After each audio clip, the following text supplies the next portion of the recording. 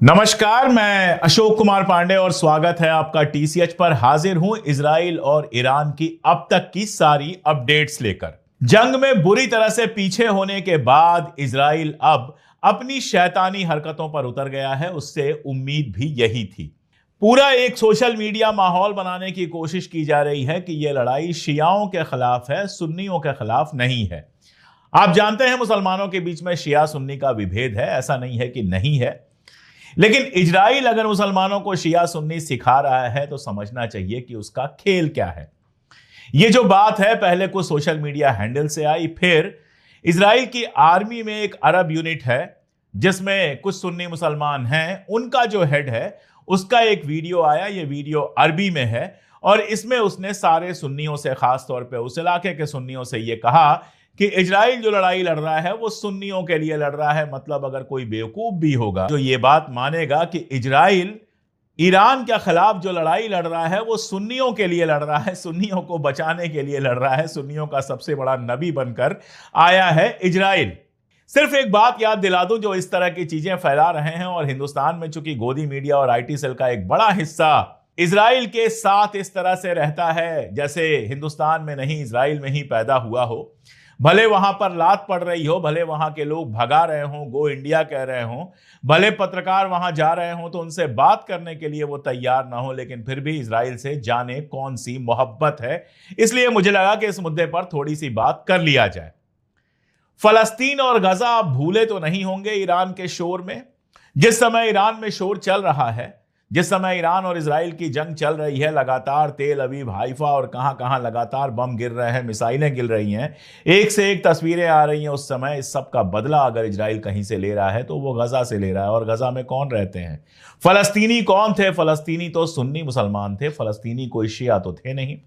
98% से ज्यादा जो फलस्तीन के लोग थे वो सुन्नी मुसलमान थे। क्यों कह रहा हूं? क्योंकि ज्यादातर को या तो मुल्क से बाहर जाने पर मजबूर कर दिया गया, या अपने घरों से निकाल दिया गया, या मार दिया गया। अभी की बात कीजिए, पिछले एक हफ्ते से कम वक्त में वहां पर 265 से ज्यादा लोगों को मार दिया गया है। यह अगर सुन्नी नहीं है तो कौन है? वो गजा के बच्चे की वीडियो आपको याद है? वो वीडियो बहुत वायरल हुई थी, अभी 4-5-10 दिन पहले की बात है। एक छोटा सा बच्चा जो कह रहा है मैं गजा का बच्चा हूं, न यहां पर खाने के लिए कुछ है, ना कोई सिक्योरिटी है। वो बच्चा कौन था? वो तो एक सुन्नी बच्चा था। अब सुन्नियों से इतनी मोहब्बत पैदा हो गई है तो गजा के सुन्नियों से इतनी नफरत क्यों है? कल की बात और आपको बता दूं, जुमे का दिन था। दुनिया भर में जुमे पर नमाज पढ़ी जाती है। अल-अक्सा मस्जिद फलस्तीन के मुसलमानों के लिए बेहद मुकद्दस जगह है, बेहद पाक जगह है। वहां पर इजराइल ने एक बार फिर से लोगों को नमाज पढ़ने से रोका, और यह कोई पहली बार तो है नहीं, यह तो लगातार लगातार लगातार चलता आया है। तो एक तरफ गजा के लोगों के साथ यह व्यवहार, आपसे पूछा जाता है इजराइल के लोगों से, इजराइल के नेताओं से पूछा जाता है कि छोटे छोटे बच्चों को क्यों मार रहे हो, तो क्या जवाब देते हैं पता है? वो कहते हैं ये भी तो बड़े होके अरब बनेंगे। वो छोटे छोटे बच्चे भी तो सुन्नी हैं। अरे छोड़िए सुन्नी, छोड़िए शिया, छोड़िए मुसलमान, छोड़िए हिंदू, छोड़िए यहूदी, छोड़िए, इंसान तो है वो। कोई कैसा इंसान हो सकता है कि छोटे छोटे बच्चों को मारने की वकालत कर सकता है? कोई भी दुनिया का शैतान से शैतान इंसान हो, बच्चों को देखकर उसे प्यार आ जाता है। आदमी के बच्चों को छोड़िए, जानवर के भी जो छोटे बच्चे होते हैं उनको देखकर प्यार आ जाता है।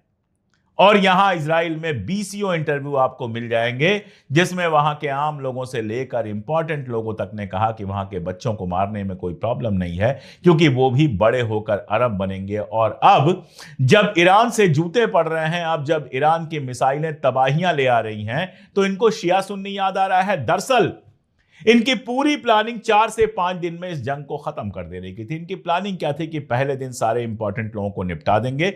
उसमें खामनेई साहब को भी मारने की पूरी प्लानिंग थी, लेकिन किस्मत उनकी अच्छी थी कि 1 घंटे पहले वहां से निकल गए थे। तो प्लानिंग ये थी कि पहले दिन सबको निपटा देंगे, खामनेई साहब, अरगाची, पूरी आर्मी के सीनियर लीडरशिप, इंटेलिजेंस की लीडरशिप, सारे सीनियर साइंटिस्ट, इन सबको निपटा देंगे। 2-3 दिन हमला करेंगे। जो ईरान में बचे खुचे लोग होंगे वो सारे के सारे लोग सरेंडर कर देंगे, और उसके बाद 4-5 दिन में ये लड़ाई हम आराम से जीत जाएंगे। अब हालत ये है कि इन्हीं के यहां लोग मना रहे हैं कि किसी तरह से लड़ाई खत्म हो जाए। सबसे मजेदार किस्सा हमारे गोदी मीडिया का है। पहले दिन जब ईरान पर हमला हुआ, और गोदी मीडिया की बात इसलिए करनी पड़ती है कि आज भी इंडिया में सबसे ज्यादा पॉपुलर तो वही चैनल है, घर घर में देखे जाते हैं। देखते हैं लोग कि नहीं देखते हैं मैं नहीं जानता, लेकिन घर घर में टीवी है जिस पर वो चैनल आते हैं, इसलिए उनके एजेंडा को खोलना मुझे कई बार जरूरी लगता है। और वो इंटरनेशनल गोदी मीडिया से सीधे जुड़े हुए हैं, वो भी मैं अभी अगली ही न्यूज में बताऊंगा।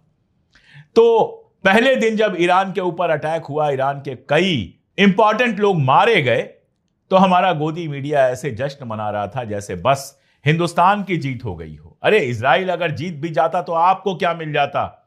लेकिन चूंकि मुसलमान मारे गए थे, चूंकि ईरान में लोग मारे गए थे, तो गोदी मीडिया खुशियां मना रहा था। आज मैं ऐसे ही ट्विटर पर कुछ चेक कर रहा था, तो आज तक का एक मुझे वीडियो दिखाई दिया। उस पर लिखा क्या हुआ है कि क्या ट्रंप ने इजराइल को अकेला छोड़ दिया है, हाय बेचारा इजराइल, ऐसा दर्द की पूछिए मत।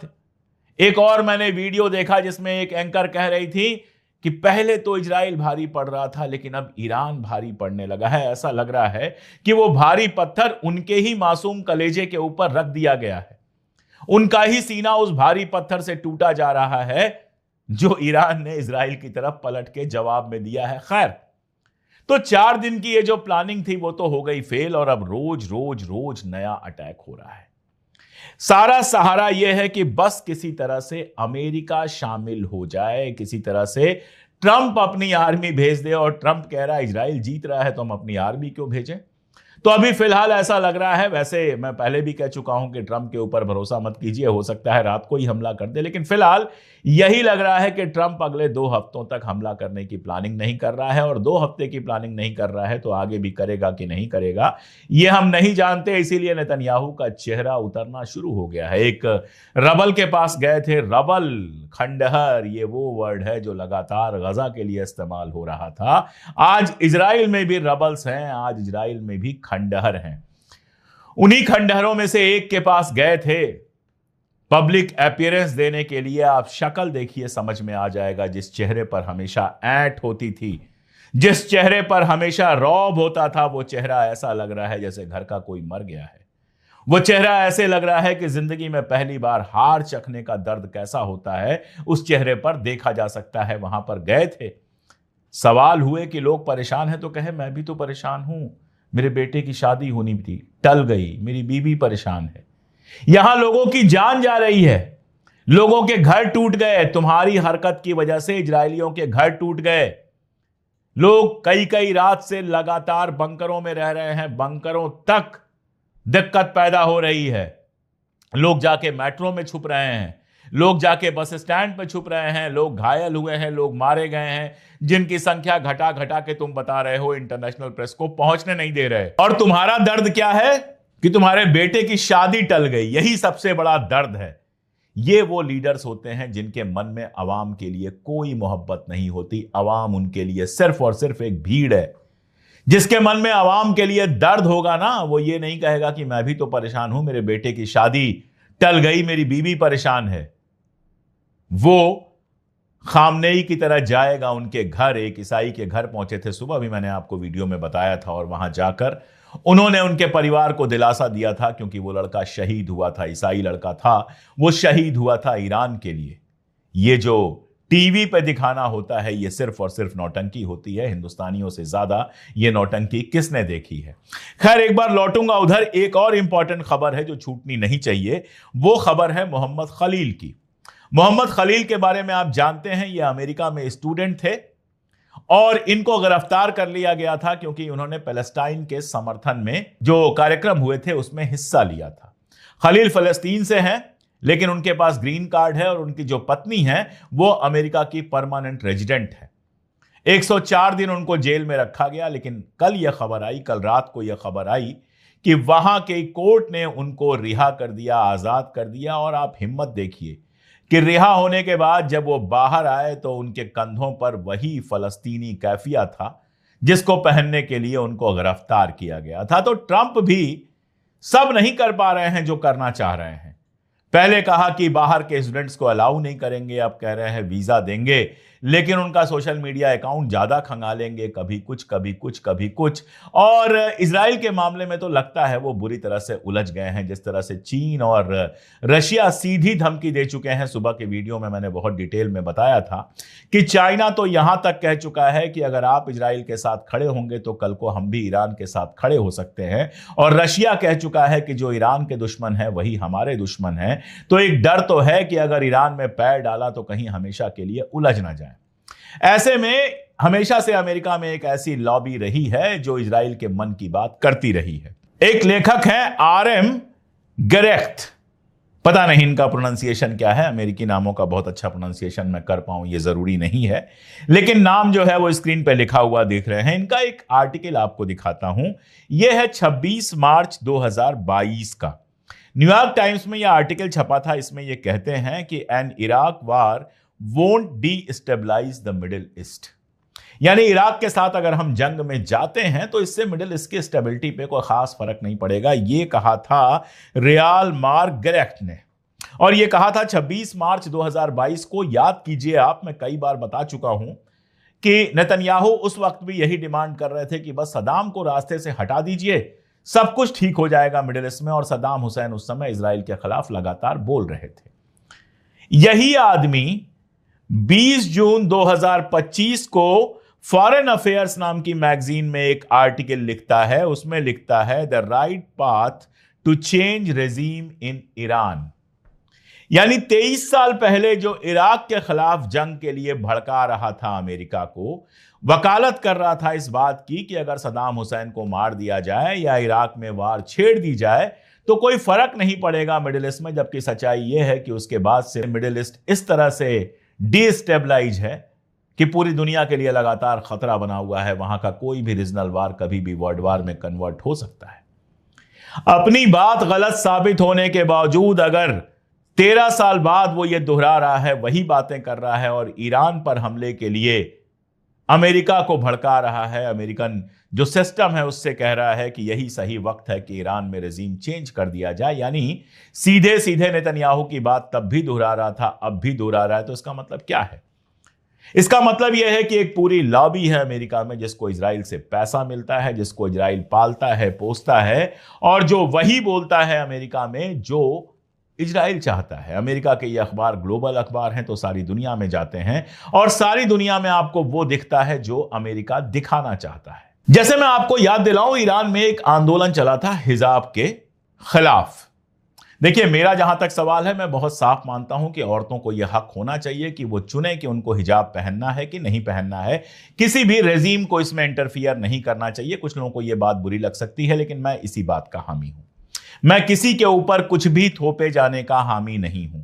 कोई क्या पहने, कोई क्या खाए, कोई किस तरह से रहे, यह सरकार का नहीं, उसका अपना फैसला होना चाहिए। लेकिन उस आंदोलन को ऐसा बढ़ा चढ़ाकर अमेरिका और वर्ल्ड प्रेस में दिखाया गया जैसे ईरान के सारे लोग सड़कों पर आ गए। अब दुनिया ने वही देखा जो ईरान के बारे में दिखाना चाहा गया कि ईरान बहुत गरीब है, वहां लोगों को खाने को नहीं मिलता है, फला समस्या है, ढिमका समस्या है।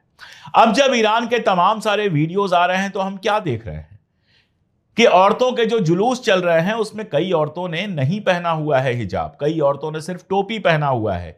एक वीडियो मैंने आपको दिखाया था जिसमें एक ऐसी महिला जो हिजाब के खिलाफ मूवमेंट में थी, वो सामने आती है और कहती है मैं अपने मुल्क के साथ हूं, और अपने सिर पे हिजाब बांधती है।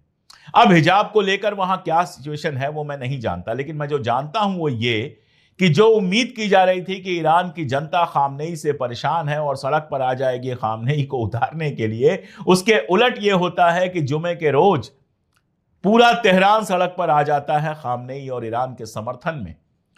कई लोगों के ट्वीट मैंने देखे जिन्होंने कहा कि हमें जेल में रहना पड़ा, हम इस रेजीम के खिलाफ थे, लेकिन हम अपने मुल्क के साथ हैं।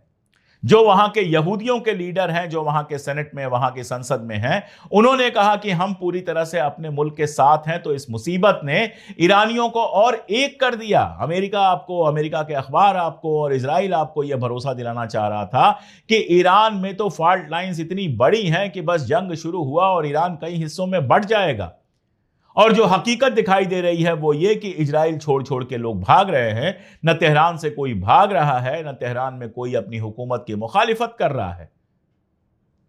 इसीलिए मैं कहता हूं, जो मैंने शुरू में कहा था कि गोदी मीडिया अगर यहां है तो इंटरनेशनल गोदी मीडिया भी है। इसीलिए केवल अमेरिका के, ब्रिटेन के, इजराइल के अखबार पढ़कर अगर आप अपना दिमाग बनाएंगे तो हमेशा गड़बड़ी होगी। आपको दोनों तरफ की हकीकत देखना सीखना पड़ेगा। इस बीच में कुछ बड़ी मजेदार खबरें आई हैं। जैसे फॉक्स न्यूज ने खबर यह छापी है कि ईरान में चाइना से मिस्ट्री फ्लाइट्स आ रही हैं। मिस्ट्री फ्लाइट्स का मतलब क्या है कि ऐसी फ्लाइट्स जिनके बारे में इंटरनेशनली सूचना नहीं दिया गया है, लेकिन ट्रैकिंग से पता चलता है कि लगातार चाइना से ईरान में जहाज आ रहे हैं। अब ये जहाज क्यों आ रहे हैं मैं आपके ऊपर ही छोड़ देता हूं। मेरा अपना मानना है कि चाइना टेक्निकल और हथियारों का जो मदद है वो लगातार ईरान में भेज रहा है। कल रशिया ने भी कहा था कि हम तो ईरान को मदद करने के लिए सीधी तैयार थे, लेकिन ईरान ने कहा कि हम अपनी लड़ाई खुद लड़ेंगे। कई अरब मुल्कों ने ईरान से कहा कि हम इमदाद भेजने के लिए तैयार हैं, अगर आपके यहां परेशानी है तो। ईरान ने कहा कि इमदाद भेजनी है तो गजा में भेजो, वहां लोग परेशान हैं, हम अपना संभाल लेंगे। एक वीडियो वायरल हो रहा था जिसमें यह दिखाया जा रहा था कि सऊदी अरब से कोई जहाज इजराइल पहुंचा है मदद के लिए। मैं अपने दर्शकों को बता दूं कि वो गलत वीडियो है। वो 3-4 साल पुराना वीडियो है, जब इजराइल के साथ यूएई के रिश्ते बने थे। यूएई कोई भी जहाज, फिलहाल यूएई या कोई भी अरब मुल्क किसी तरह की कोई मदद, मतलब डायरेक्ट मदद नहीं कर रहा है। इनडायरेक्ट मदद कर रहा हो तो मैं नहीं जानता हूं, लेकिन फिलहाल इस तरह की डायरेक्ट इमदाद या कोई भी डायरेक्ट चीज अरब मुल्कों से पहुंच नहीं रही है इजराइल में। इसलिए इस तरह की खबरों पर ध्यान न दें। जहां ईरान में गजब की एकता दिख रही है, वहीं दूसरी तरफ इजराइल से कई वीडियो ऐसे आए हैं जिसमें लोग आपस में लड़ते हुए नजर आ रहे हैं। एक वीडियो आया है जिसमें डिफेंस मिनिस्टर को लोग हैकल कर रहे हैं। एक और पहले पूरी वेव चली थी जब नागरिकों ने लिखा था कि हमारे घरों के ऊपर बम गिर रहे हैं और सारे के सारे मिनिस्टर जाकर बंकर में बैठे हुए हैं। वजह यही है कि ईरान की लीडरशिप भी उन्हीं फ्लैट्स में रहती है जिसमें ईरान के आम लोग रहते हैं। उनके लिए भी अलग से बड़े बड़े बंगले नहीं बने हुए हैं। यही वजह है कि उनके फ्लैटों पर हमला करके पहले दिन इतने सीनियर लोगों को मार दिया गया। जबकि इजराइल में आप जानते हैं कि लगातार वहां के मिनिस्टर बड़े बड़े महलों में और बंकरों में रहते हैं। उन सब पर फिर कभी बात हो जाएगी। एक और अच्छी खबर है जो मैं आपसे जरूर शेयर करना चाहता था, आपने शायद पढ़ा भी होगा। श्रीमती सोनिया गांधी कांग्रेस की सीनियर मोस्ट लीडर हैं। उन्होंने एक आर्टिकल लिखा है आज, और वो आर्टिकल देखकर कम से कम मुझे बहुत खुशी हुई, क्योंकि अगर नरेंद्र मोदी या हमारे विदेश मंत्री या सत्ताधारी दल पक्ष नहीं ले पा रहे हैं तो क्या हुआ, हमारे विपक्ष ने तो पक्ष लिया है। सोनिया गांधी जी ने खुल के लिखा है कि इजराइल ने जो कुछ किया, इजराइल ने जिस तरह का हमला किया वो बिल्कुल गलत था और ईरान के साथ भारत को खड़ा होना चाहिए। ये एक अच्छी खबर है। ये खुश करने वाली खबर है कि तमाम प्रेशर के बावजूद कांग्रेस कम से कम स्टैंड ले रही है। मैं चाहता हूं कि कांग्रेस ने वही स्टैंड ले जो गांधी का, नेहरू का हमेशा से रहा है कि फलस्तीन फलस्तीनियों का है और फलस्तीनियों की जमीन पर कब्जा करना इल्लीगल है। आखिरी बात, ट्रंप साहब पागल हुए हैं नोबेल प्राइज के लिए। बहुत लंबा नहीं जाऊंगा, लेकिन पाकिस्तान ने रिकमेंड किया है कि ट्रंप साहब को नोबेल प्राइज मिले। मैं सिर्फ आपसे इतना कहता हूं कि ये क्या है कि एक तरफ आप कहते हो हम ईरान के साथ हैं और उस ईरान पर गिराने के लिए बम जो भेजता है अमेरिका, उसके राष्ट्रपति ट्रंप को नोबेल प्राइज देने की बात करते हो। वही ट्रंप जिसकी सहायता से नेतन्याहू ने गजा को कब्रगाह में तब्दील कर दिया, वही ट्रंप जो नेतन्याहू की मदद करने के लिए किसी भी लेवल को क्रॉस करने को तैयार है, उसको नोबेल प्राइज देने की बात करते हो सिर्फ इसलिए कि तुमको लोन मिल जाए, तुमको 2-4 हजार करोड़ मिल जाए जिसमें से कमीशन खा के अपने विदेशी बैंकों के पेट भर सको। शर्म आनी चाहिए पाकिस्तान की लीडरशिप को कि वो ट्रंप के लिए नोबेल प्राइज मांग रहा है। जिसके लिए जहन्नुम मांगना चाहिए था, उसके लिए तुम नोबेल मांग रहे हो, वो भी अमन के लिए। गजा का ये हाल हुआ है और गजा में जो कुछ हुआ है उसके लिए जितना नेतन्याहू जिम्मेदार है उससे जरा सा भी कम अमेरिका जिम्मेदार नहीं है। और उस अमेरिका के राष्ट्रपति के लिए पाकिस्तान नोबेल प्राइज मांग रहा है। क्या कहा जाए इसको, आप ही कमेंट में बताइएगा। खैर, आज के लिए इतना ही, बहुत शुक्रिया।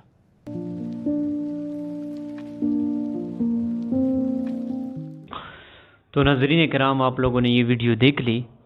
यकीनन काफ़ी अरसे से ईरान और इसराइल का बाहम तनाज़ा शुरू है। इधर से भी मिज़ाइल जा रहे हैं, वहाँ से भी मिज़ाइल आ रहे हैं। तो ये तकरीबन कुछ दिनों से ये सिलसिला जारी था। फिर जो है ना ईरान ने कतर के ऊपर कुछ मिसाइल दाग दिए और ये सिलसिला इसी तरह जारी रहा। इसके अंदर जो आप लोगों ने सुन लिया मुख्तलिफ़ किस्म के जो अपडेट थी और दोनों बाहम जितनी भी मसले मसाइल थे आप लोगों के सामने पेश किए। तो उम्मीद करता हूँ आप लोगों को ये वीडियो पसंद आ चुकी होगी। मिलते हैं इंशाल्लाह नेक्स्ट वीडियो में, तब तक के लिए इजाज़त चाहता हूँ। अस्सलामु अलैकुम।